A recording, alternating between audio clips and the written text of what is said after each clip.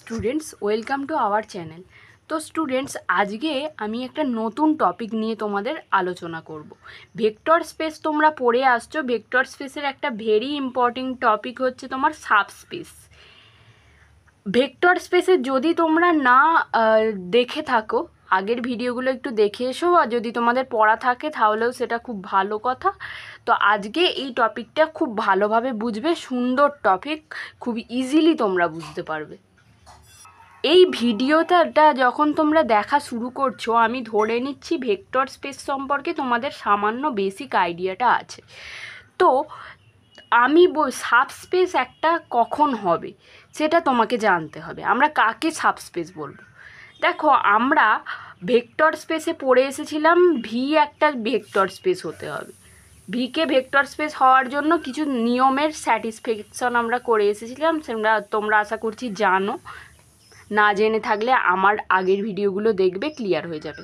তো দেখো, এই কি বলছে সাবস্পেসের সংজ্ঞাটা আমি পরে বলছি, আগে একটু তোমাদের বুঝিয়ে দিই, তাহলে তোমরা আরও জিনিসটা বুঝতে পারবে। আর দেখো, ভেক্টর স্পেস হওয়ার জন্য ভাবো, আমার এখানে একটা ভেক্টর স্পেস ভিএফ থাকবে। এবার আমাকে এর ডেফিনেশনে বলছে ভেক্টর স্পেসের একটা সাবসেট ভাবো, সাপোজ ডাব্লু আছে। ডাব্লু ভি ভাবো, ভি এর সাবসেট। এবার ডাব্লু কখন সাবস্পেস হবে? ডাব্লুকে আমরা কখন সাবস্পেস বলবো?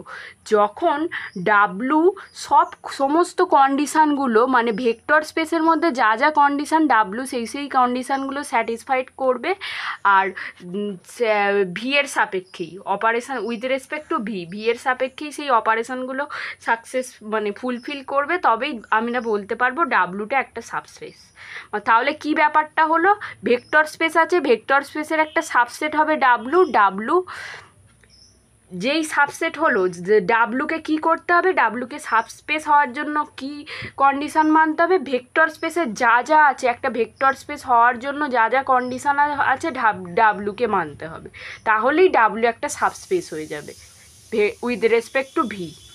ঠিক আছে, এর আমি ডেফিনেশনটা লিখে দিই, তোমরা আরও ভালো করে বুঝতে পারবে। তো দেখো তোমরা, a subset W of a vector space V is called a subspace of V. সেটাই বলছে, ভি এর হচ্ছে সাবস্পেস হবে W is if W itself is a vector space with respect to the same operation as in V. তার মানে এই একই কথা বললো যে তোমার ডাব্লুটাকে ভি এর সাবসেট হতে হবে, তারপর ভি এর যা যা কন্ডিশান আছে ডাব্লুও স্যাটিসফাই হবে, তো ডাব্লুটা তবেই একটা তোমার ভেক্টর স্পেস মানে সাবস্পেস হবে। ডাব্লুটাকেও ভি এর সাপেক্ষে ভেক্টর স্পেস হতে হবে, তবেই কিন্তু ডাব্লু একটা সাবস্পেস। ঠিক আছে, এবার সাবস্পেসের আন্ডারে কিছু থিওরাম আছে, আমি সেই থিওরামগুলো নিয়ে তোমাদের সাথে আলোচনা করছি। ও থিওরামটা তোমরা, a subset W of a vector space V F is a subspace of V. একটা ডাব্লু ভিএফের সাবসেট কখন হবে? যখন এই দুটো কন্ডিশান হোল্ড করবে, তখন আমি বলবো ডাব্লুটা ভিএফের সাবসেট। তো আজকে আমি এই থিওরামটা তোমাদের প্রমাণ করাবো। থিওরামটা কিভাবে প্রমাণ হবে দেখো, দুদিক দিয়ে প্রমাণ হবে, কারণ এখানে ইফ অ্যান্ড অনলি ইফ আছে। এই দিকটা প্রমাণ, আমি এটা ধরে এটা প্রমাণ করব, এই দুটো কন্ডিশান প্রমাণ করব, আবার এই দুটো কন্ডিশান ধরে আমি এটা একটা ডাব্লু ভিএফের ওপর একটা ভেক্টর স্পেস, সেটা প্রমাণ করব। প্রথমে ধরে নিচ্ছি let W be a vector space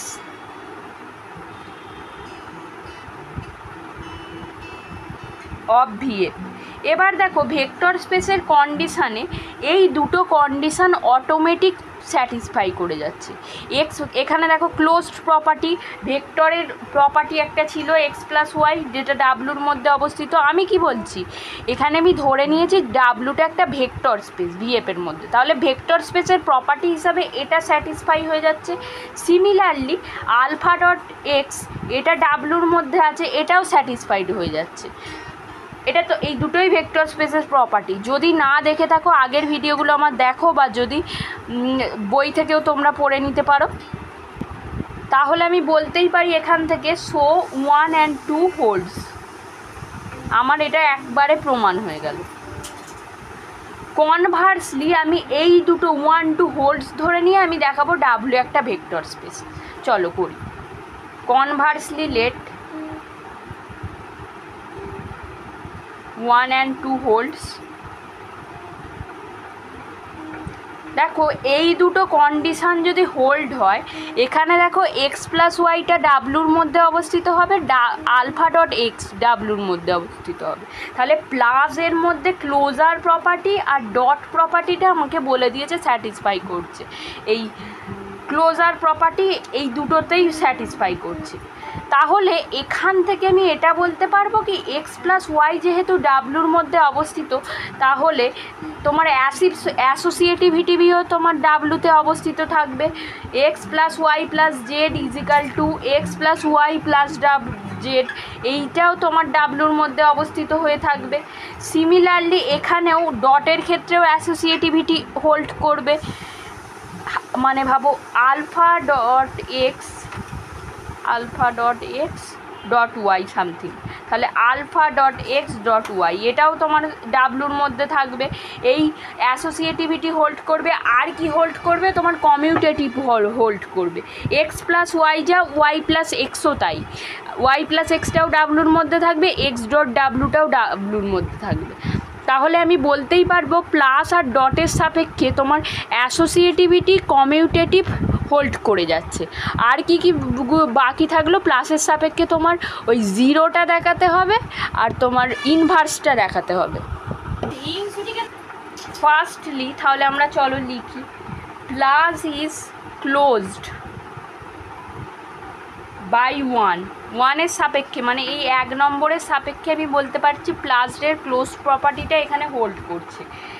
আর ডটের সাপেক্ষেও বলতে পারবো যে ইজ ক্লোজড, এটাও closed by 2।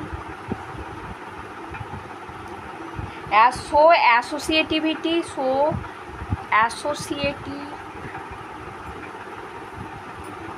And commutative property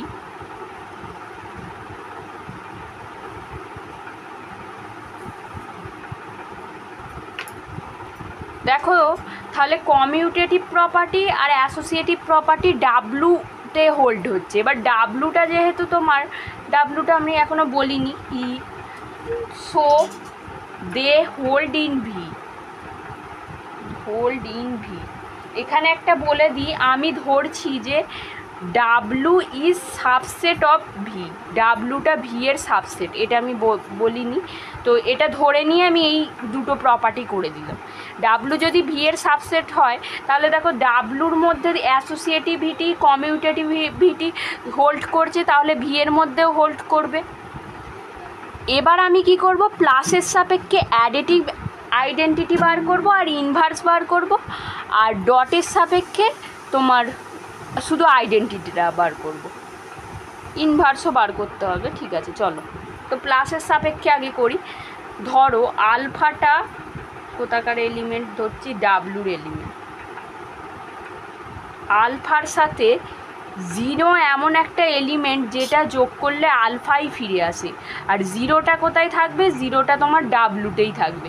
এটা যেহেতু অ্যাডিটিভ আইডেন্টিটিকে তোমরা দেখে এসেছো, আমি থিটা ধরে এসেছি, তো থিটাই ধরে করছি। আলফার সাথে থিটা যোগ করলে আলফা ফিরে আসছে, তো থিটাটাকেও কিন্তু ডাব্লুর মধ্যে থাকতে হবে। তাহলে আমি কি বলতে পারবো? Theta is additive identity in W. তো সিমিলারলি আমাকে কি করতে হবে? আলফার সাথে এমন কিছু যোগ করতে হবে যার ফলে আমার থিটাটা ফেরত আসে। তো সেটা কি? মাইনাস আলফা যদি আমি যোগ করি, তো এটা থিটা। আর মাইনাস আলফাটা কি? Inverse of W.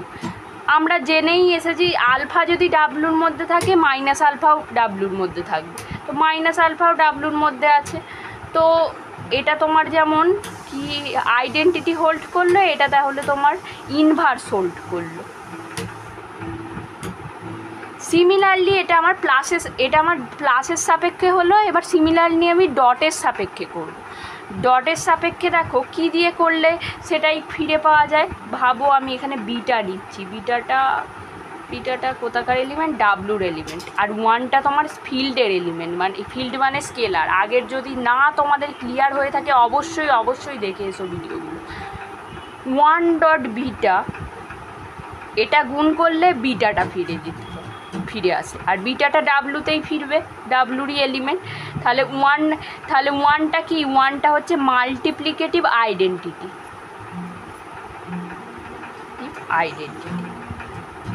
এবার সিমিলারলি